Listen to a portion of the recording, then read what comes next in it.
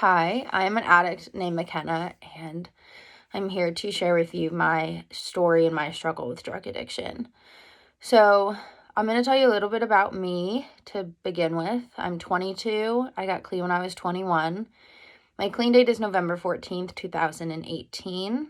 And I'm also the child of an addict. So, growing up, my mom struggled with her own addiction issues. And my story starts before I was even born.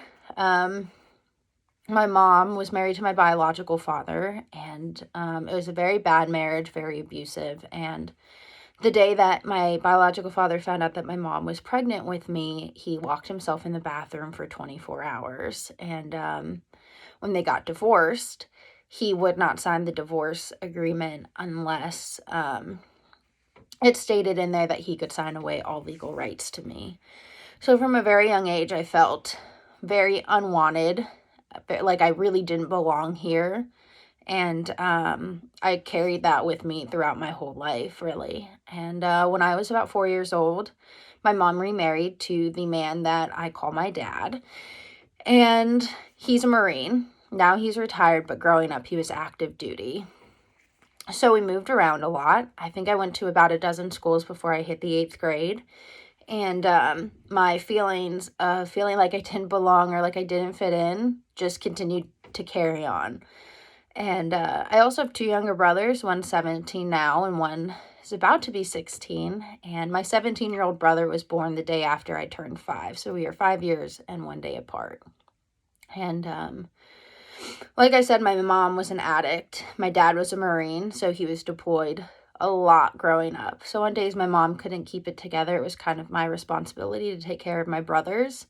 And that is a lot of responsibility to put on a 5, 6, 7-year-old. And I continued to take care of them throughout my life. And I grew up very fearful too, because when my dad would be deployed and we would get a phone call from an unknown number or somebody was knocking at the door, I was always really, really scared that it was someone coming to tell me that my dad had died in combat. And I grew up very fast too. I remember going to a lot of funerals when I was little, and I remember going to one in particular where a soldier that my dad knew had died in combat. And I remember being there, and they were lowering like his casket into the ground. And he had left behind a wife and a newborn baby girl that he'd never get to meet. And I remember being there and remembering how that easily could have been me and my siblings burying my dad. And I was always very consciously aware of how I felt. And I believe that addiction is a feelings disease because I did drugs and other things to try to change or control how I felt throughout my whole life. So I was always the new kid. Moving every 2 to 3 years. It's just part of the game of the Marine Corps. And it was really hard for me to make friends because I didn't understand why I would make friends when we would just be packing up and moving. So I never really learned how to create true, genuine emotional connections with other people, especially people my own age. And I knew I was an addict before I ever used drugs, and my first real addiction started in the 6th grade when I started self-harming and developed an eating disorder. And I did those things to change and try to control how I felt. And I thought it was manageable, but it absolutely was not manageable. And when I was really little, I started riding horses. So when I was about 5 years old, I started riding, and that was a healthier coping mechanism of mine because when I was at the barn and around horses, I never really had to worry about what was going on. I could just be a kid. And at home, I was never allowed to really just be a kid. I didn't ever have to worry about what was going on at school, what was going on at home. I could just focus all my energy into horses and riding and really kind of doing what I loved. And I found a lot of my self-worth and defined my self-worth through riding. So I grew up all up and down the California coast, And when I was in the 8th grade, we moved back to the DC area. And in California, the public schools weren't that great, so I attended private school. So my whole grade was about 30 kids. And when I moved back to the DC area and was put into public school, and my whole grade was like 150 kids, I was definitely shell-shocked for sure, and I developed severe social anxiety. And I continued to self-harm and to engage in my eating disorder all throughout middle and high school, as well as riding horses as often as I could. So the first time that I ever used drugs, I was a sophomore in high school, and I believe that addiction is really a progressive disease because I didn't just start doing hard drugs right away. And it was a series of events that really led up to me deciding to use drugs. So it was February of 2013, and my first horse unexpectedly had to be put down. And like I said, a lot of my self-worth was really defined by how well I was, doing at the barn and how well my lessons were going. And my horse at the time was the first horse where my name was ever on the bill of sale. And it was very unexpected how he passed, and I was so emotionally overwhelmed with what was going on. And then shortly after that, my mom was diagnosed with cancer. And then after that, my dad was getting orders to deploy to Afghanistan. And he ended up not deploying to Afghanistan because my mom had cancer. And when my mom had cancer, I didn't cry. I was very emotionally detached, and I really couldn't handle it. So I started smoking weed here and there. I was in high school. Everyone was doing it. I thought it was innocent, and it helped me feel a lot better. My other issues with self-harm and my eating disorder started to escalate. And I continued through that the rest of my sophomore and my junior year of high school. And come my senior year of high school, I have to go in for my preschool, what's the word I'm looking for? My pre-senior year health examination with my primary care physician, where they have to give you your vaccines and booster shots and all that. And I was wearing long sleeves in the middle of August, and my primary care physician kind of caught on. So my parents found out that I was self-harming, and I spent my whole senior year in and out of a psychiatric hospital out in Falls Church, Virginia.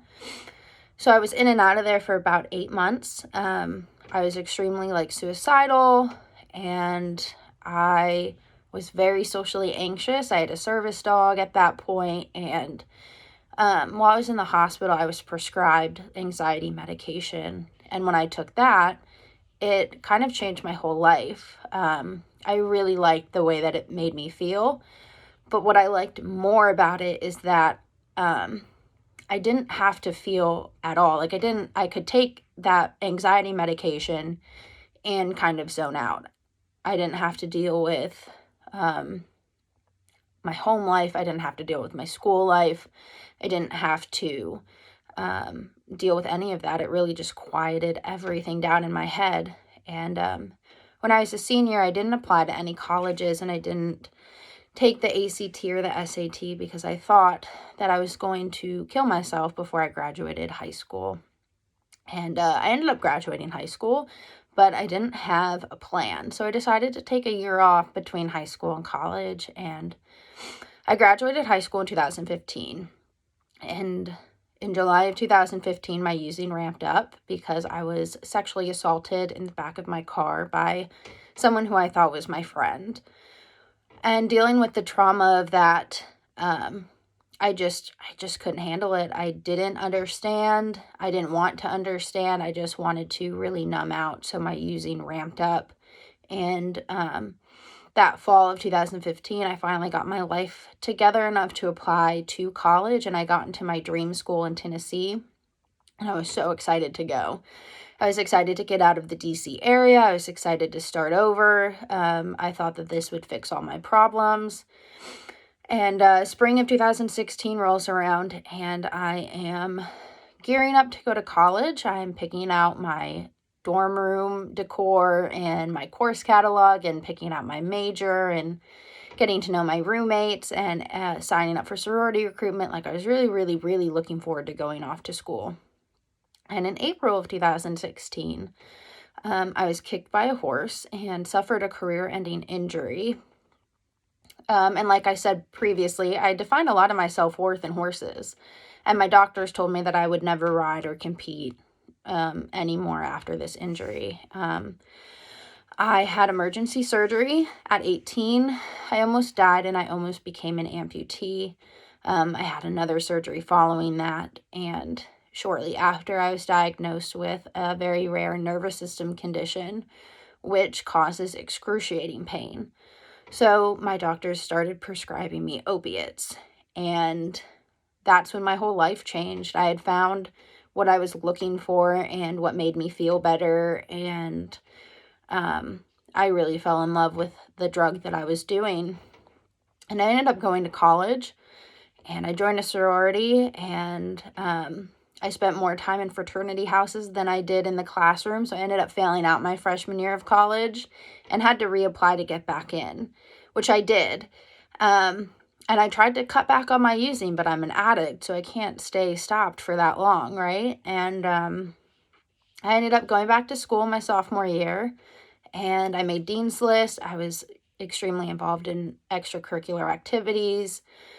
I was on the academic advisory board for my sorority. I was dating a guy that I was living with who was great for me at the time. And my sophomore year finishes, and I'm in the summer leading up to my junior year, and I ended up breaking up with the guy that I was dating because he started to catch on to how much I was using, and he was really close with my parents. And if my parents knew how much I was using, they would force me to stop, and I just wasn't ready for that. And so I started dating another guy who I later found out was an addict, and we became very fast using buddies. It was a very bad relationship, very abusive, and that was kind of the beginning of the end for me. So it's my junior year of college, and I'm using day in and day out, and I start failing all my classes again.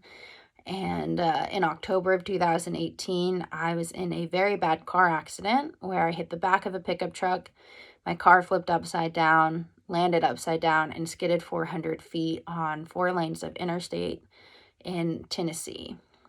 And I remember hanging upside down in my car, and at that point, I had been banned from my family's house. My brother wasn't speaking to me. My family wasn't speaking to me, and I had ruined relationships with my best friends who I was living with, and everybody basically told me that if I wanted to get help or I was dying, that I could give them a call, and I wasn't ready to get help. But I remember laying upside down in my car, and I had a picture of my brother stuck in the dashboard, and I was hanging upside down, and I remember looking at that picture and thinking that I didn't want to die that way, and I didn't want to die with my family, not speaking to me. But I didn't get clean that day. I went on something called a bender, a run spree, whatever you want to call it, and I used even more heavily for the next 2 weeks before I ended up asking for help. And previous to that, I had overdosed. I had gone through withdrawal. I had really been through the ringer with my addiction. And the weekend leading up to me going to treatment, I had gotten in a fight with my boyfriend at the time, and it was so bad that he herniated 5 discs in my spine. My whole lumbar spine was herniated, which is basically like a dislocation of your spinal vertebrae. And I remember calling my grandparents. It was a Sunday night, and I kind of just broke down. And growing up, I had so much responsibility that it wasn't it wasn't wrong for me to ask for help, but it didn't feel like it was appropriate for me to ask for help. But I did, and I went to treatment, and I spent 3 months in residential treatment, and then when I got out, I moved back to DC, and I was in a recovery house and outpatient treatment for 7 months. And when I was in treatment, they would tell us that if you stayed clean and you didn't use drugs and you took suggestions that were given to you, that you would live this life beyond your wildest dreams. And I thought that they were crazy, but turns out that they were right.